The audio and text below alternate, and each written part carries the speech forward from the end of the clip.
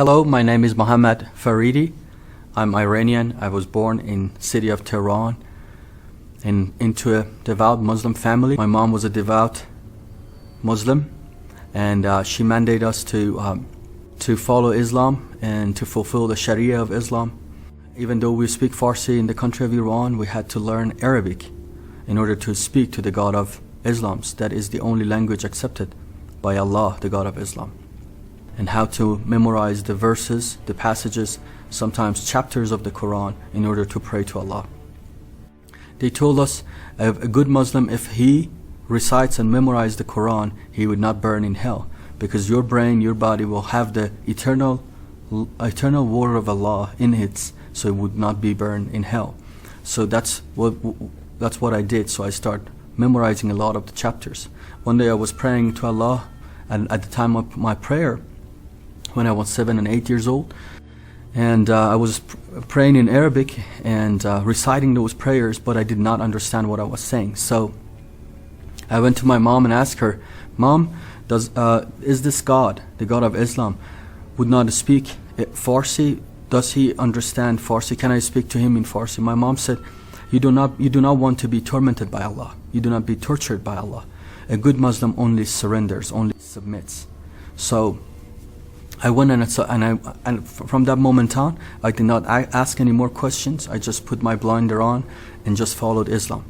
When I finished the Revolutionary Army with that dream, I was in a lot of despair, a lot of depression, and I was hopeless, and the only hope I had to die.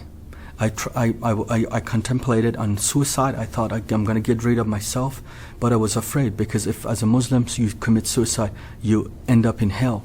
I was living in hell in this world, and I thought to myself, if I kill myself, I will be in hell for eternity. And I was desperate. I was really desperate. And one day I called a friend of mine, and we grew up since age 6. Ironically, his name is Rasul, means the apostle. And that day he came to me, and we talked about how is his life doing, what is he doing. And I felt something is really different about him. He was so calm, so peaceful.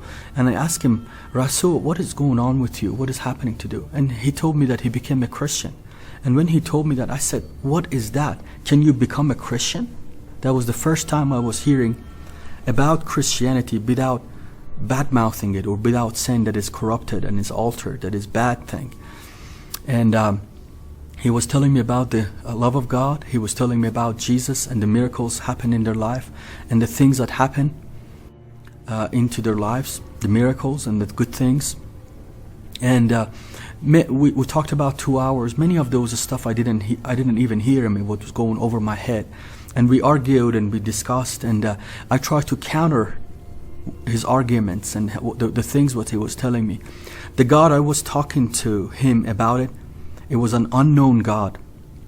I did not know what I was talking. I was just echoing what I learned from my parents, from my grandparents, and from what I learned in mosque, and I was echoing that.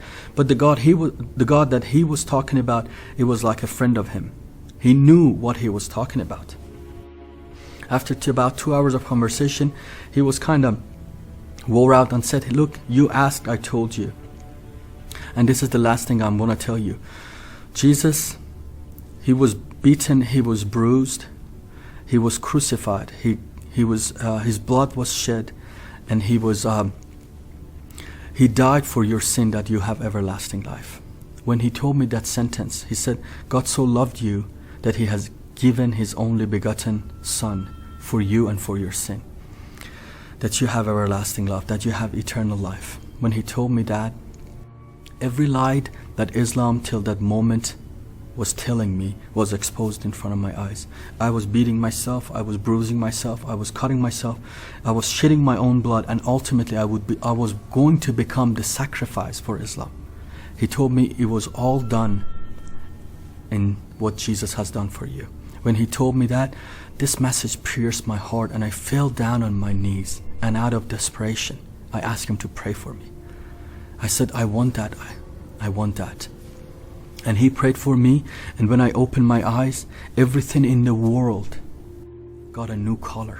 Everything that was a shade of gray, Everything was black. It got colors. I could see colors. I could smell. Something within me came alive.